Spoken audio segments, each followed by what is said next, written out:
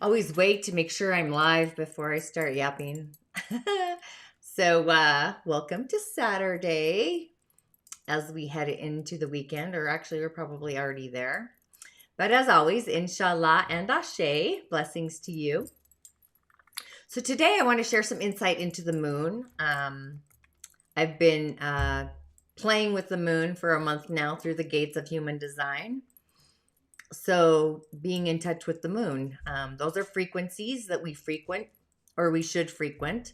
There are different vibrations and different energies, as is everything, quite honestly.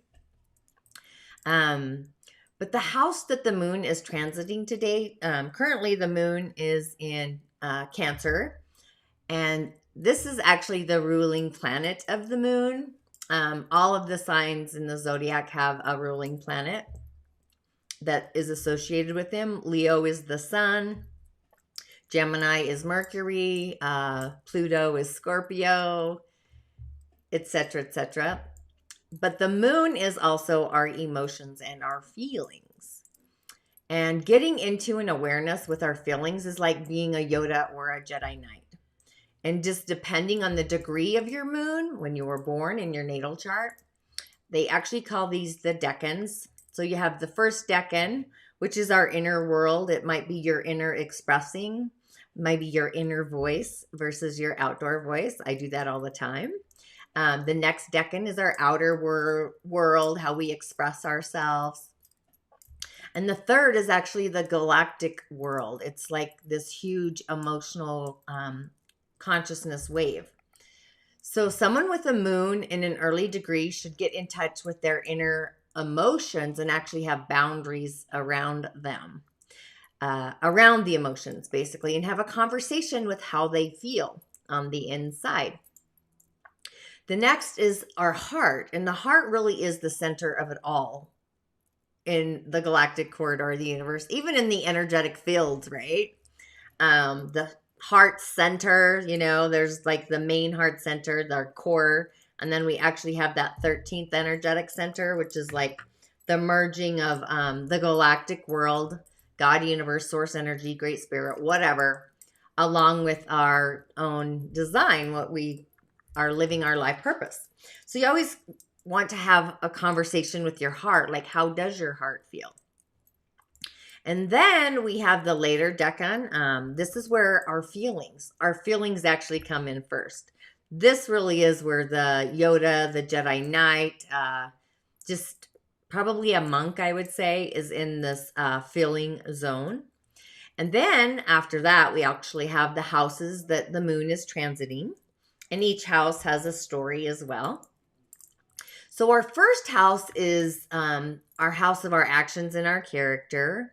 So if your moon is in your first house, you are going to emotionally connect with your actions in your character.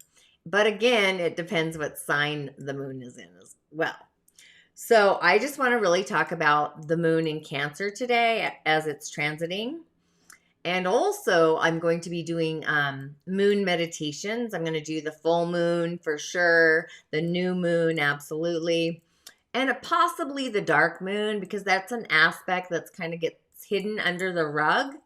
And people associate a lot of the time the new moon with the dark moon. But it's like more of this subconscious frequency that we can frequent when we climb into that aspect of our skin. Is kind of what I feel like.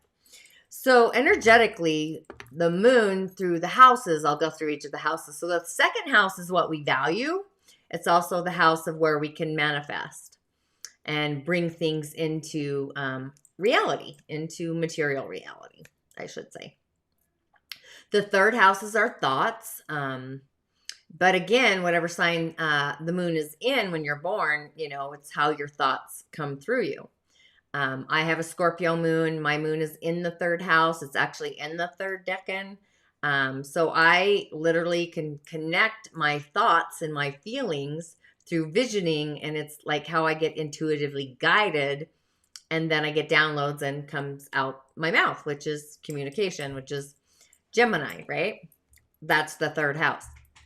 The fourth house is our home. It's actually where a Cancer moon probably loves to be. It's our emotional foundation. It's our family. It's the mother. It's the house of the mother. A Cancer moon is also the good mother, where a Scorpio moon is the not so good mother. The fifth house is our romance. It's our children. It's our creativity. It's ruled by Leo. So your moon here would be your creative aspects and how they play out based on your feelings, like being your emotion in motion, basically. Your sixth house is your house of service. It's Virgo related. It is reality. It's how you manifest in reality from your hyper drive or your hyper awareness. It's service again, it's work, and it's also health. It used to be back in the dark ages, I want to say, to become a doctor, you actually had to understand astrology and astronomy, and somewhere along the line, they dissipated that and separated the two. But so now I'm actually incorporating a little shamanic astrology because I understand the shamanic aspects of the planet. So I'm probably going to dive into that as well into the future. But so the seventh house is our partnerships, not just intimate. It's relationships, partnerships, not just in marriage, but partnerships in business. It's also, what do I want to say? It's the balancing, like judges, stuff like that. The eighth house is our house of, I would say it's sex, death, and other people's money. So it's like resources that come to you. It could be taxes or debt. Like, so it's both sides of the coin. And all of these houses, honestly, are two sides of the same coin. Everything can be either positive or negative. It's just the polarity of how that works. So yeah, I'm just thinking of where my eighth house is. So I'm sorry, I'm floating away.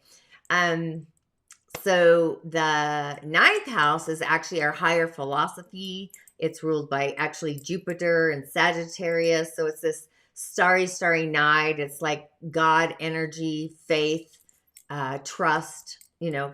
Actually, trust is more the eighth house. But so this is like heaven energy. It's where it's like heaven can open up the corridor to come to earth. It's our beliefs, actually. What do you believe to be true? The 10th house is our career. It's our legacy. It's things we're going to leave in the physical reality. It's ruled by Capricorn. It's an authority. It's known as the Dark Father. I remember that in some astrology classes, the Dark Father. The 11th house is our house of, it's ruled by Aquarius. So this is like social, it's community. It's how we socialize, how we're seen out in the outer world, in the bigger corridor. It's Aquarius. Aquarius is like, it's like alchemy to me. It's like shifting base metal into gold. So Aquarius in your chart, if it's at a certain degree, actually alchemizes things for you. So it's very innovative. So it's actually an awesome character. My part of fortune is at the net degree in Aquarius, of Aquarius. So it's totally otherworldly. So I get downloads that are otherworldly, basically. The 12th house is our subconscious. It's ruled by Pisces. So it really is spirit energy, psychic abilities. Usually all the water signs have psychic abilities as it is, but Pisces spends more time with literally 1 foot in the other world and 1 foot in this world. My sweet mom had a Pisces moon. She was highly intuitive and psychic. She would get messages. She'd keep them to herself. I never felt like my mother actually utilized her psychic gifts to the best of her abilities. I think conditioning and patterning kind of held her back. And then God Universe sent her me, and here we go down that corridor. But today I want to talk about the Cancer moon transiting.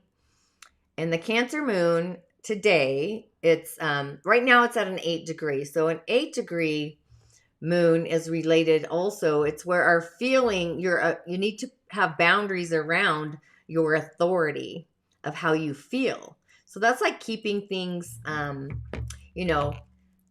commit to your decision to voice your opinion, basically.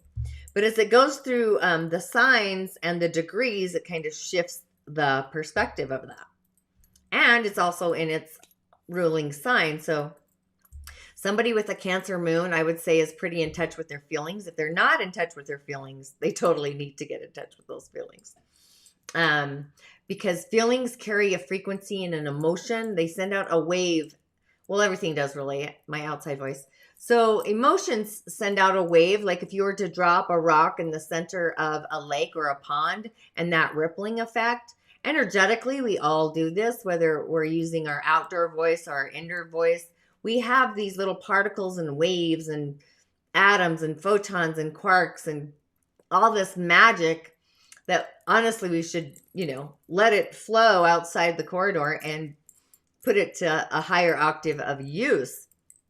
Feelings like fear, doubt, worry, all those under the carpet kind of things. You really have to get in touch with your feelings. And for me, just the degree that my moon is in, I have to be mindful of how I feel, or I pay attention to my visions, the mind, and my feelings. So I'm always asking, reevaluating how I feel about a vision I see. So they play together, and then they actually go to another degree, which is a 7, which is intuition, physical, psychic abilities and whatnot. So my moon is highly in tune. Plus it's conjunct Neptune, so it's very otherworldly. But it's in my 3rd house of communication. So it's like bringing energies and communication from, or downloads from, the Galactic Corridor and placing them down in the earth plane. So once I voice, that's how things manifest for me, is when I use my outdoor voice, which I have to be careful. I talked about that last week, how words carry frequency and vibrations and energies, sounds, all of it does actually. So it's just better to stay in that higher octave frequency and literally clean out your cobwebs of wherever the moon is transiting. So today the moon is in, according to my little diagram here, it's in the 11th house. So emotions are out in the collective, because that's also what Aquarius is, the 11th house. It's society. So hopefully people are getting in touch with their emotions, but it's also almost, it's actually heading in to be conjunct with Mars. And Mars is at the at the 13th degree. So, that would be acting on your emotional state of awareness of what your heart truly believes, and asking yourself if you belong acting that way. So it's just for me, it's always about integrity, right? Peace, joy, happiness, integrity. That's just the place I always am going in my corridor. So as the moon transits, so for me, I'm just going to go off my natal chart. The moon is actually heading towards my 11th house. So this would be it's at the end degrees of my 10th house, my career house. So this would tell me to commit to what I feel is going to be emotionally positive for my career. So that's kind of how that looks. So the most important thing to do is always be in touch with your feelings and have conversations with your feelings. I'm going to hit each of the moon signs every week. Like I said, I want to do moon meditations, full moon, new moon, and more than likely the dark moon. That would probably be my shadow side of having a Scorpio moon, as I want to talk about the dark side of the moon. Because shadow work. So shadow work with the moon is literally going into those dark aspects like we don't really want to visit. It feels dark, but when you commit to the darkness, that's when the light will actually come out and your feelings start embracing you. And release the fear. Like fear doesn't exist unless we bring it into our reality. It's a false evidence affecting the current reality that we're in, whatever that looks like for each and every one of us. So my feelings are my feelings. Your feelings are yours. Feelings obviously always have to be validated. A lot of feelings I've noticed over the past few years is they were feelings that weren't validated, not just from this time and space, because time and space is fluid. It's always in flow. There's no like boundary line. And even boundaries are, they're not seen. You know, you can put up a shield around you to create a boundary. But that's like a protection shield. They're not seen. It's like drawing a line in the sand or pretend sand. Okay, I just went down the rabbit hole. I lost my train of thought. But validating emotions. Thank you. So I know a lot of people, their emotional field, they were validating emotions that were not even from this lifetime or this timeline. It was adversities that had happened to their ancestors that are actually clearing up the cosmic clutter. And they just needed to be validated and heard, like just heard without any judgment. Because that's the whole other thing. We're always taught, especially boys and men, to, men don't cry. You don't validate your emotions. Well, that causes cosmic clutter in the energetic field. Your body is meant to flow. The circuitry doesn't ever stand still, right? Unless you're bringing something in. That's reality. That's how reality manifests, is literally honing it in. So that's why it's great to also do like intentions. You can do new moon, full moon intentions, whatever that looks like. But if you have no emotion behind the intention, the energy becomes stagnant. So to rewrite your story or your intention, it has to come from a space as if it's already happened to manifest it. And the emotion actually creates the wave and the frequency to bring it in. And then just remember, the waves also keep going out and then they spin back in. So there's always kind of this inner and outer flow of energy, whether it's through your energetic centers, whether it's through your pathways, your meridians, your auric field. We're all interconnected in the village. So, you might have this wave of like people that come into your life and people that go back out of your life. It's just like the wave of the ocean. So when I talk about the moon and it's a water sign, it's connected to all the other water signs. It's just how it plays out. And it's, it's the fluidity of it. So the moon in its voice. So an Aries moon is, if you've ever met an Aries in general, an Aries moon acts out their emotions. Doesn't matter if it's good or bad, they're going to act out. It's Aries. They're headstrong, right? Aries does not back down. I know my son is an Aries. However, his moon is Gemini, so I know he intellectualizes how he feels. So he needs to talk about his feelings to bring balance to his body. So I'm going to go through all of these moon signs, obviously not today. However, I just wanted to kind of show you where I'm going to go down this rabbit hole a little further with the moon besides human design. So thanks for hopping on, InShalla and Ashe. And also tomorrow, join me for the Blockbuster Sunday. I'm going to talk about the heart, of course, social media, getting organized, this kind of a cowrie shell divination kind of moment. And also fear. Fear is a lower frequency vibration, how to shift the fear and whatnot.